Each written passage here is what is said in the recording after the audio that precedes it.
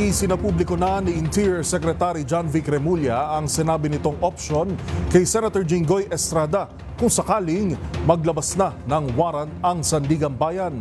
Ang mga detalye tinutukan live ni Edniel Parosa. Edniel. Arrest o surrender. Yan, Yuel, ang inilatag ng mga opsyon ni Interior Secretary John Vic Remulla kay Senador Jinggoy Estrada.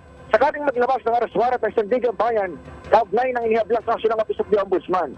Sa panayang ng reporters dito sa Koreal, nilamin ni Remulla na siya mismo ang tumawag kay Estrada na mairapol na ang kaso sa Fifth Division ng Anti-Graft Court ay naasahang dialabas naman ng mabilis na resolusyon na namang oras mula ngayon. Sabi ng kalihim, inaalala lamang daw ng senador kanyang sakit na iniinda sa tuhod. Pero dumistansya si Remulla sa kung saan iniladak si Estrada na depende na sa commitment order ng Sandigan Bayan. Sabi ko, illegal surrender and arrest. Dahil sa pag-isipan nila, ang concern nila ay yung tuhod na kailangan lagi please. Naniniwala naman ang DOJ Secretary na malamang piliin ng senador ang sumuko na lamang. Either way, I think most probably surrender.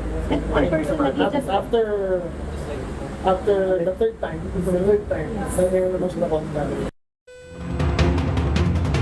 Handa umanong samahan ni Remulla at iharap sa Estrada sa korte sa tunod ang prosesan bago ni pansumuko rin sa PNP si former Senator Bong Revilla.